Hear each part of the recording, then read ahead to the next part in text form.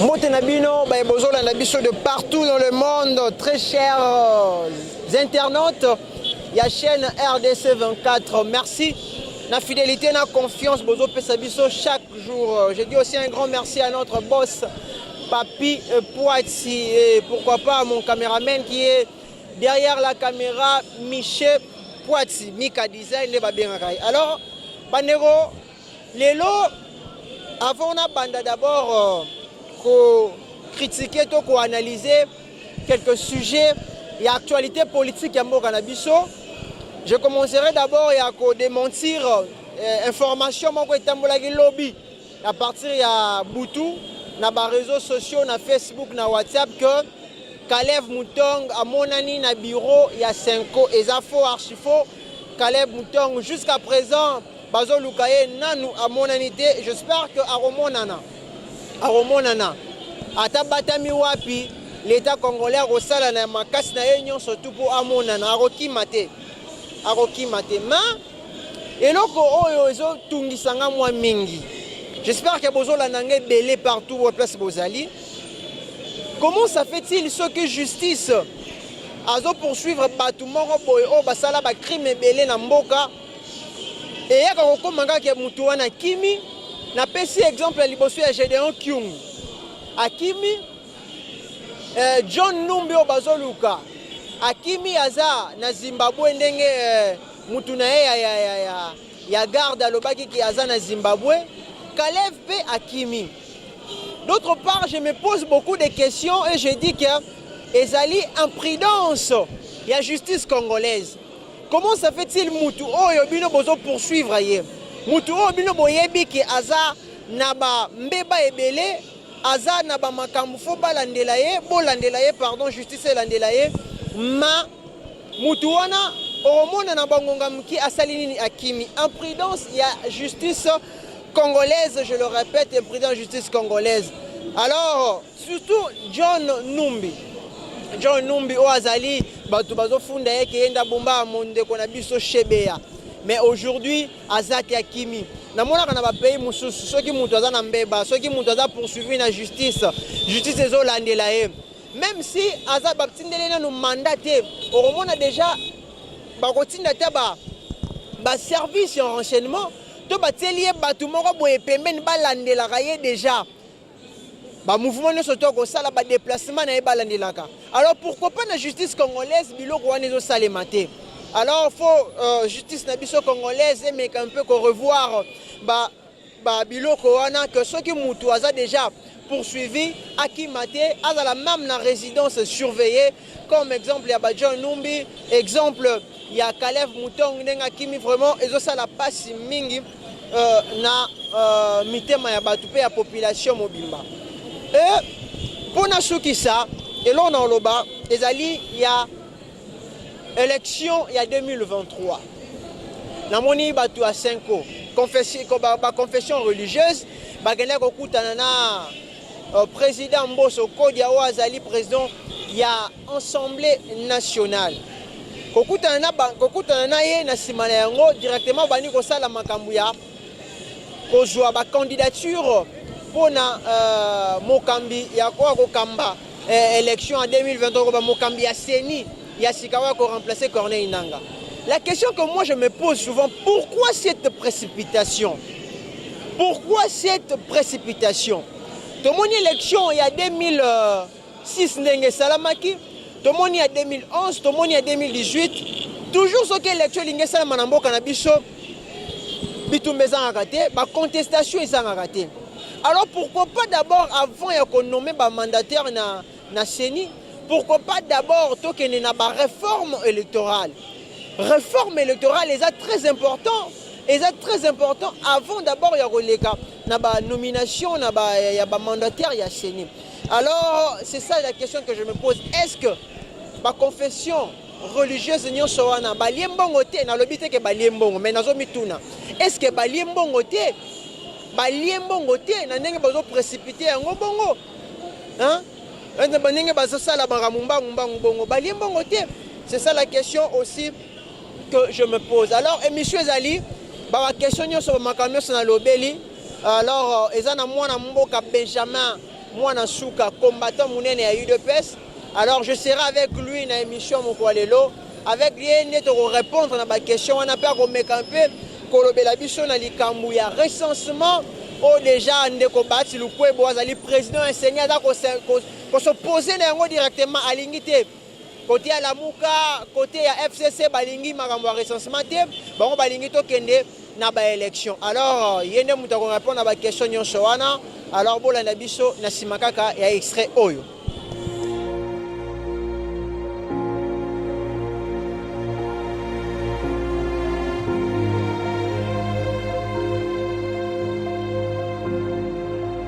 Après un long moment d'absence, voilà, nous sommes de retour. Fidèles internautes de la chaîne RDC 24, votre mission Actu 24 est de retour. Avec moi, votre humble serviteur Kems Milambo. Désormais, vous allez commencer à nous suivre chaque mardi, jeudi et samedi. Alors, abonnez-vous massivement pour ne rien rater. Votre mission Actu 24, une émission politique. Émission de Sungabino, Nakosala analyse, tout ce qui se passe dans Katiambo Cannabiso RDC. Alors, abonnez-vous massivement pour ne rien rater. Fidèles amis téléspectateurs, très chers internautes de la chaîne RDC 24, bonjour. Mbote Nabino Bipagnon Sobozola Nabiso et c'est un Yanga. Il y a qu'on retrouve Bino encore aujourd'hui dans le cadre de cette émission Actu 24 au Waktobeta Ramasolo à politique et à l'actualité au Ezali à la une na Katiambo Cannabiso. Alors aujourd'hui, et c'est un Ezali à Koyambali sous moto à Lubaramalamu Benjamin Mouanasuka. J'espère que Bino Nyon Soboye Bié Malam Nazanae avec lui Torobeta Torolobela moi bas sujet moi ebelé surtout l'Ikambouya. Il y a élection en 2023 où les autres cette discussion peut manquer les mines na ba parti politique ebelé Torobeta pe li solo il y a Kalev Mutombe wana pe Torobeta ngo Torolobela ngo na kati ya émission Mokwalelo. Alors Benjamin Mouanasuka Mbotena Mbote Ndeko. Et c'est un Wezali sous à Koyambo na émission Ngai Actu 24. Vraiment, merci beaucoup na autre bengi boss ya RDC 24 TV. Oyo bazo boya te ko ernyo surtout azo pesa biso temps ya kolega susu vena biso papi poati isika ozali ba mbote belé. Pourquoi pas to pesa pe mbote na l'écran caméraman Michel Poati oza na sima caméra. Et nayo pe lokola au numéro ya mbanga sous na émission nayo Actu 24. Voilà, mes condoléances d'abord parce que bisingo okufeli nani.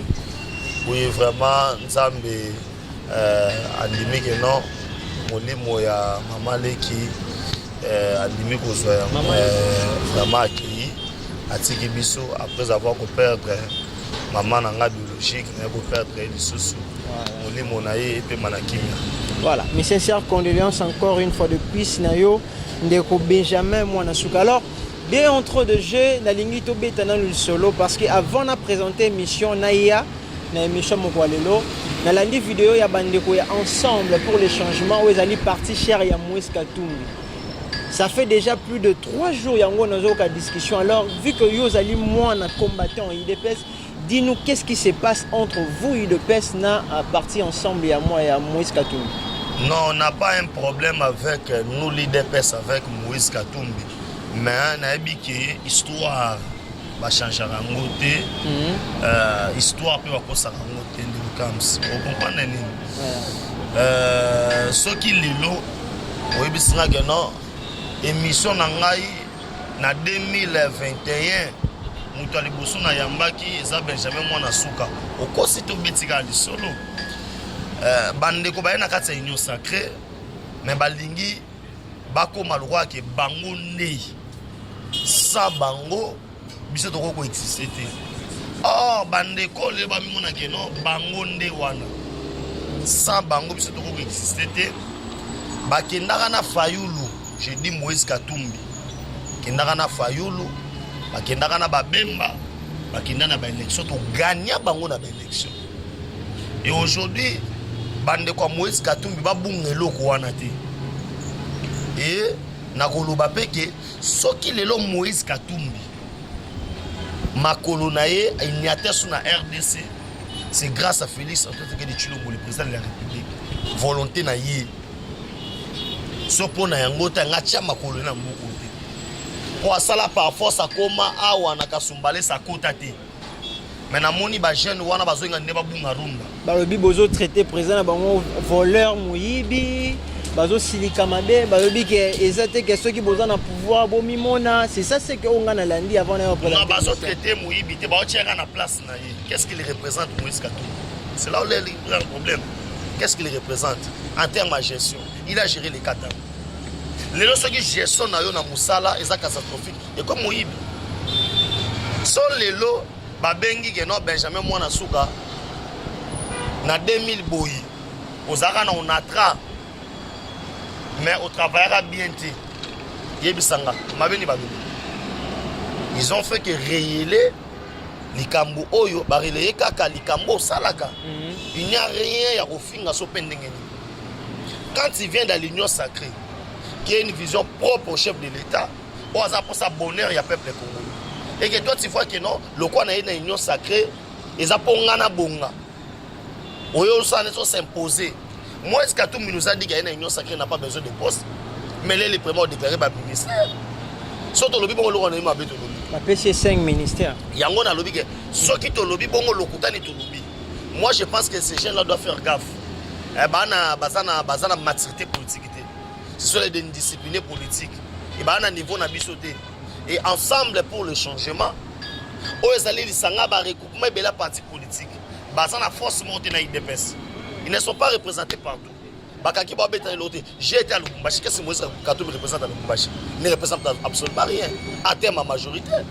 Mais ils ont pas gagné l'élection. Pourquoi? Moïse Katumbi nous avait dit que non, Fayulu va faire la campagne à l'américaine. Ils ont fait la campagne, il y a Boatou, il y a Maya Lobo, mais Fatia a son pouvoir. Il y a ça ce qu'aucun sénateur Moïse Katumbi qui. À sa président Mazembe. D'accord, nous avançons. Il y a Elo Komonko Obama, il y a de cela. Président, il y a Tanzanie, il y a aussi Kokufa et notre président de la République a décrété 3 jours, il y a deuil national pour la mémoire, il y a président de Tanzanie. Mais et ça les polémiques, je vous dis, il y a Kosakanate parce que Ngana a toujours prêt à la population. Na yoki comment bazo même ba discussion ba lobby 3 jours il y a deuil national, quel avantage pour le peuple congolais? Yozali Moutou, il y a eu de paix, Yozali combattant. Est-ce que tu peux nous dire, président, décréter 3 jours, il y a deuil national. Alors, quel avantage pour le peuple congolais? Bon, on a évité ce qui est le deuil national, les Waya Moutou, il faut comme avantage à Congo. Nazoye Bangote. Nazoye Bate, non, so Moutou l'a coupé. Matanga ya Moutou, il faut en retourner en Gaï. Net si l'on a ça, Matanga en retourner en Benjamin Matanga au Bozui, avantage dans les années. Ça traîné. Maintenant, le président de la République et le président en exercice de l'Union africaine. Les Français, la charité bien honorée commence par soi-même. Ma compassion, wana. Et tant que moko ya bana oyaye. Parce que ça, mon compte Afrique, c'est lui qui gère les 54 États wana. Na organisation de l'Union africaine.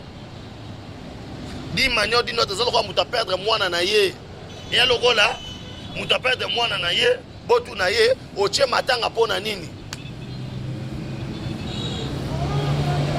Oche matanga ba gesenga kaka président de la République asala matanga na ndako na ye au lieu ya osala ngwe comme deuil national pona batu nyonso.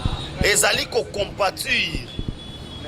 Mais c'est le président de la République qui engage l'État sur le plan national et sur le plan international. Est-ce qu'un bourgmestre peut décréter deuil national? Un administrateur de territoire peut le faire. Il a fait ça dans la prérogative constitutionnelle. Est-ce qu'il a violé la Constitution là? Tant qu'il a une disposition, le col a décrété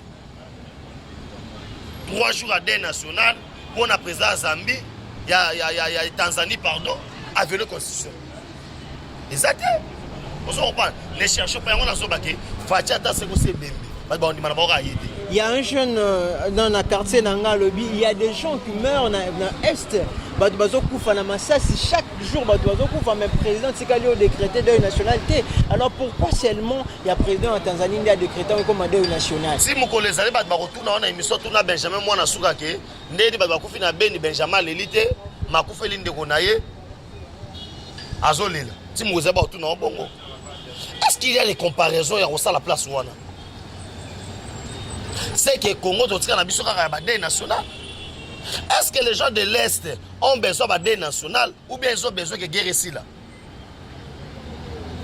C'est bénéfique les lois qui décréter 3 jours pour la Beni, 3 jours pour la Beni. Non. Il y a les gens qui décréter 3 jours pour la Beni. Bateau à faire le Beni, est-ce que ça a posé 3 jours à la national? Tout ça a posé à Pézon à l'Est. Ça a posé à Pézon à l'Est. C'est chose oyo mokonza mboka zo sala effort chaque jour pour Pézon à l'Est. C'est ça. D'accord. On va changer le sujet. Maintenant, il y a Kalev, ancien DG, il y a Aner, il y a avant, on a posé Benjamin une question. Je voulais dire que l'information que dans les réseaux sociaux, dans les réseaux sociaux, dans Facebook, Kalev a monani, na bureau et à 5 ans, et ça faux et archi faux. Kalev a tikalina nous, comment on a. Mais j'espère qu'il y a alors, question où on a retourné Benjamin Mwanasuka. Et ça, apparemment, pour nous personnellement, on a comme moi le commis en prudence il y a justice congolaise. Kalev Moutong a poursuivi la justice à Kimi. Tout le monde il se souvient à Kimi. Et en plus, c'est encore John Numbi à Saline à Kimi. Alors pourquoi pas ceux qui justice à mon déjà que bateau baza déjà poursuivi, to baza déjà na ba mandat. Na place atika bango bongo pourquoi pas c'est la bango même baza comme na batsa bango na surveillance mongo boye baza ya ko batama parce que baza la poursuivi na justice mais bazo kima. Est-ce que ko lo bakeza imprudence et justice? Oui, on peut dire que c'est l'imprudence, en même temps on peut dire que non, il y a des choses qui sont cachées derrière ces histoires-là. Pour na kolobaki na logique. Voilà. John Numbi Azaki n'a mandat d'arrêter. Mais au moins, on pouvait surveiller l'environnement au Azali. Parce qu'il y a un procès où il fait banda, où il y a agitation, où on a cité. Tout le monde y a Floribert Chébé. Kalev Mouton, tout le monde a un dossier, ça va être la première convocation, deuxième. Tant que ça comme il faut surveiller. Voilà. Boche la yata batu mobo na musika bafana na ndaku na ye na mupanzi ndaku na libanda nda o ba olanda ba mouvement na ye parce que ba komi batu moko déjà oyo bazali suspecteur oyo basa bango besoin mais komona lokola bandeko na bazo bimela Congo, c'est là où moi je dis il y a un complot. Il y a des gens qui sont là, qui se comportent en ennemis de la République. Il y a des gens qui, pour eux, le Congo doit souffrir.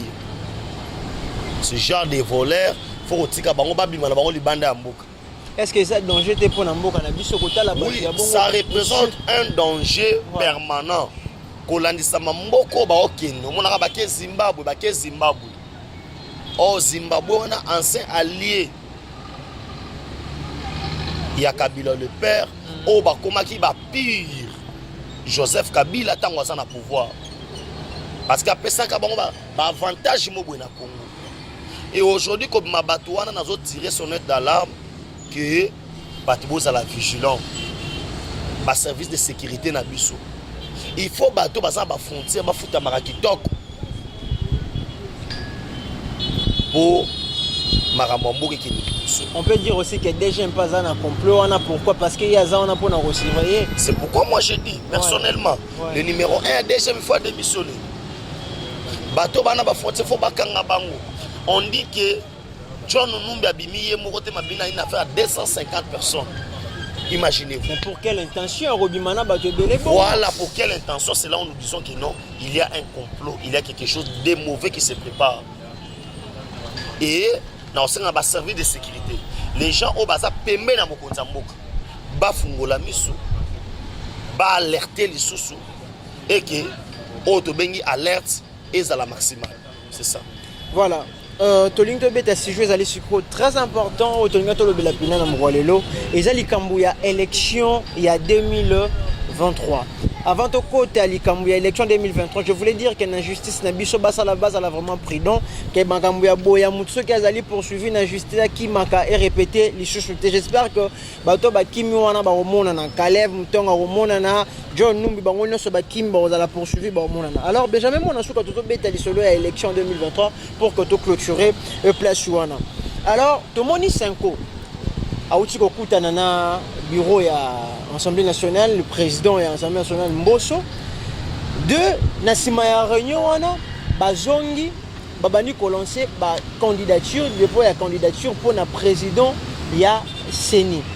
Alors côté la élection nyonso to sala ki 3 élections 3 cycles électoraux to uteki ko sala nasima na yango ezalaki na ba contestation batu bakufaki. Alors est-ce que il faut baleka directement na dépôt ya ko nommer pardon ba mandataire ya Séni, ou soit il faut baleka na ba réforme ya électorale? Moi je pense que il faut pas comprendre que non, dans ce pays il y a une constitution. Oyo et régla makambo cette constitution. Et régla makambo surtout. Et les gens ne pensaient pas que sur le long na une idée na ngai on peut s'imposer non. Ceux qui ba mona ke ba kende na la réforme. Les ana makambo oyo ezosenga réforme. Mais comme mango na lombango ndenge bandeko ya confession religieuse bazoluka bamemela yango bongo te. Yango mona bamba se précipita bisa biso certain osamba londa au peuple sanini atomboka. Moi je suis pas d'accord na manière où bazoluka bamemela yango. Et on a déjà des fuites ya ba kombo lokola ba mosengo akoma présent Séni. Et loko autre robot ya yango. En même temps, la question, on me répondre une seule fois pour tout Martin Fayoulou. Non. La constitution est prévoit des mamans surtout. Et en plus, ici, l'Isanga Bonganga Père le Bakiango, on a retrouvé consensus mort pour la Makamba. Pardon, FCC. La Mouka na union sacrée, il faut trouver consensus pour la réforme électorale. Vraiment, émission na yo eza émission moko zo jouer rôle moko pédagogique pour remettre un peu kotanga na kati ya constitution oyo exposer des motifs balobi boy. Depuis son indépendance le 30 juin 1960, la République démocratique du Congo est confrontée à des crises politiques récurrentes dont l'une des causes fondamentales des contestations de la légitimité des institutions et de leurs animateurs. Cette contestation a pris les reliefs particuliers avec des guerres qui ont déchiré le pays depuis 1996 jusqu'en 2003. Envie de mettre fin aux crises chroniques de légitimité et de donner au pays toutes les chances de se reconstruire.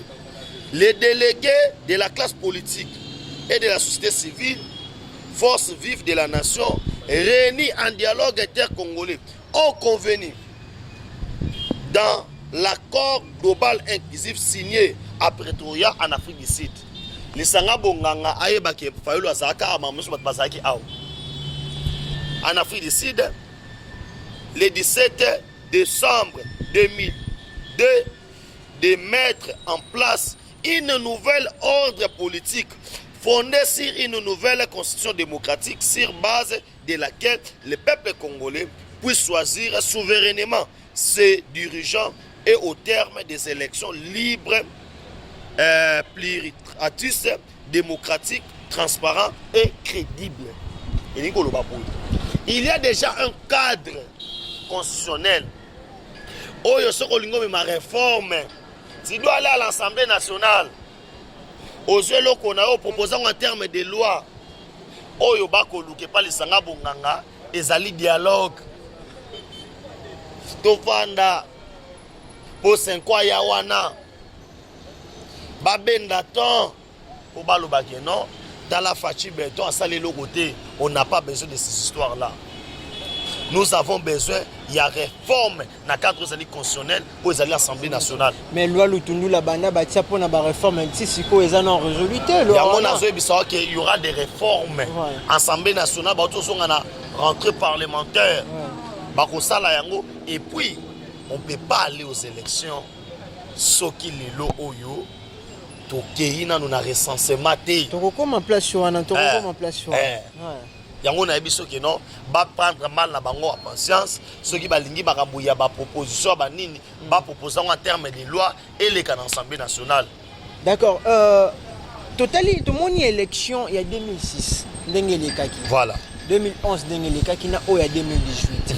Na simana yango il y avait tous les élections wana 3 cycles électoraux, ils allaient kaka batu ya ba église, ba confession religieuse ndé bazala ki kokamba yango.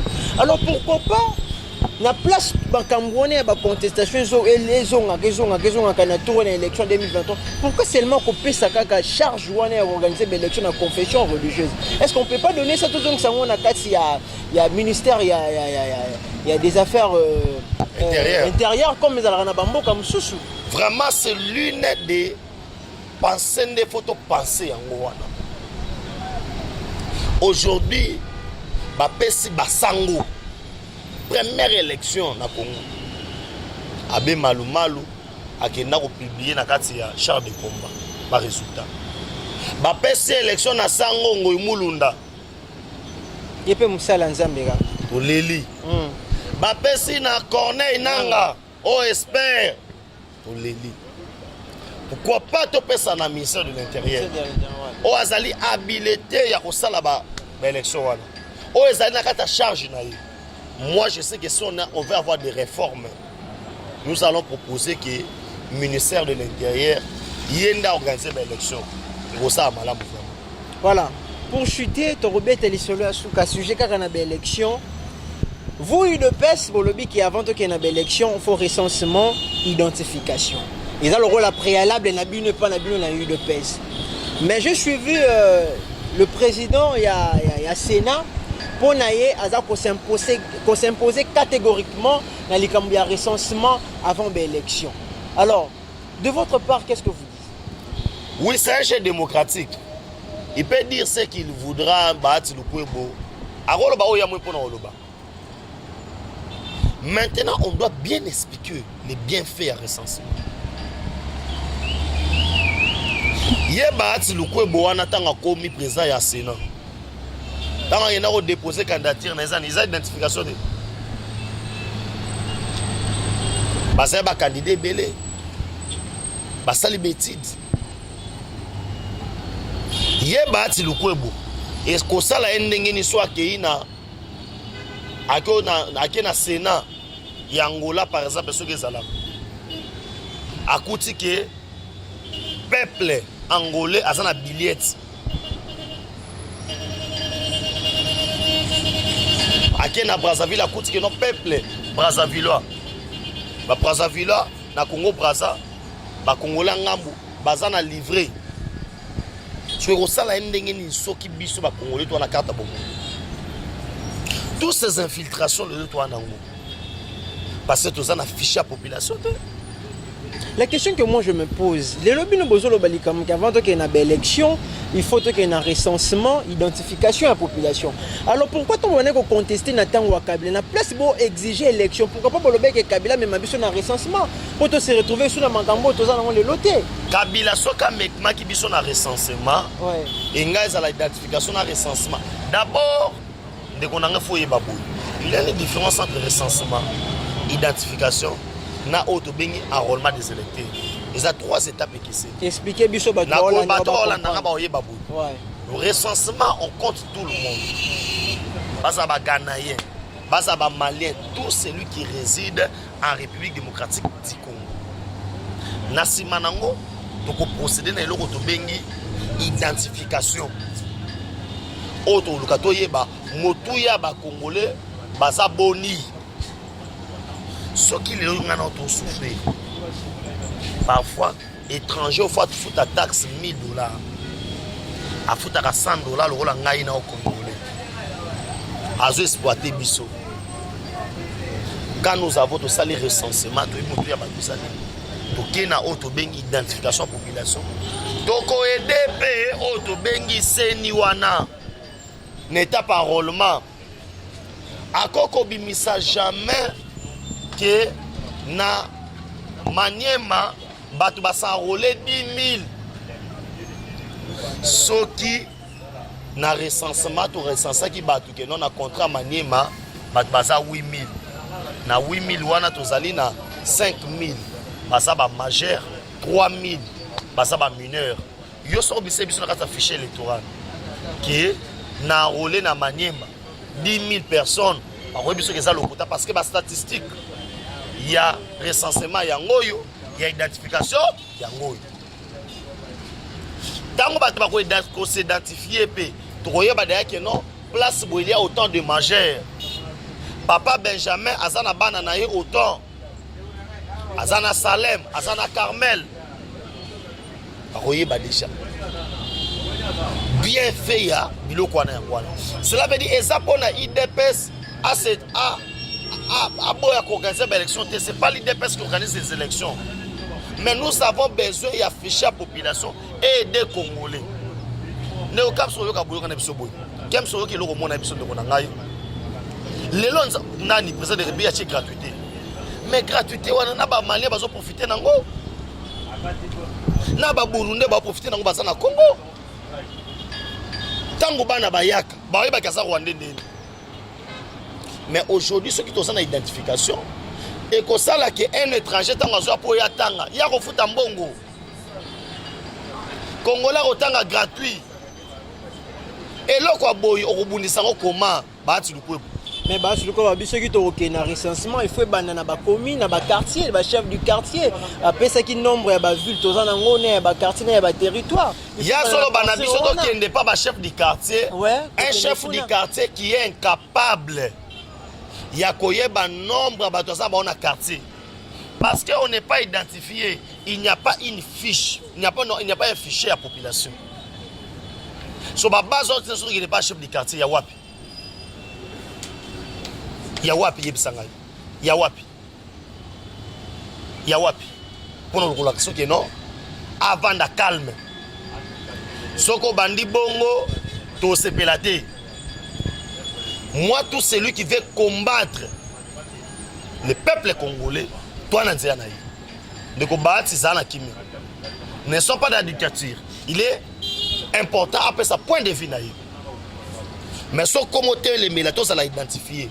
Fachi, il n'y aura pas des élections si on n'est pas identifié. On a mené campagne, Fachi identifié Bissou. Pendant que ça, nous émissions, ça, Congolais, nani. Ça, Congolais, nani. Quand l'électeur n'a pas Warabasa, nango.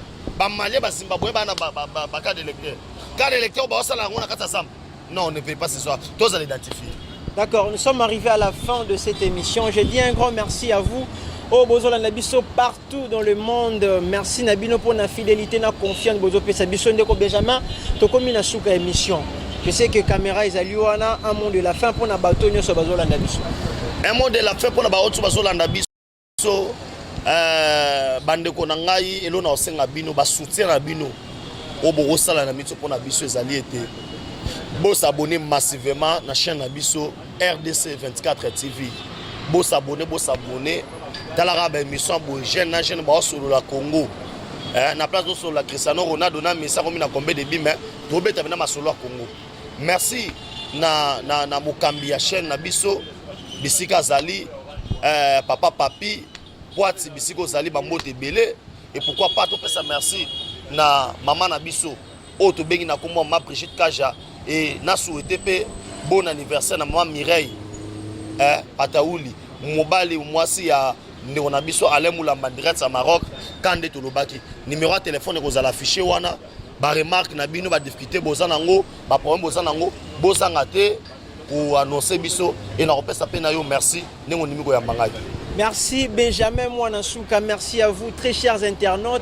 o bolandi biso partout na rappelé bino ke na yambaki na plateau nango lelo Benjamin Mwana Suku azali combattant ya UDPS. Merci de votre fidélité et confiance. Continuez toujours ya rosala biso confiance. Alors n'hésitez pas ba remarque na bino, ba conseil na bino na commentaire wana bokomela biso et abonnez-vous massivement sur notre chaîne RDC24. J'ai dit un grand merci à notre boss Papi Poiti et sans oublier aussi mon caméraman Michel Poiti. Nabino Beno surtout Bozola Labiso dans le monde. Merci Nabino. Tokutani Mokolo Oezali Koya.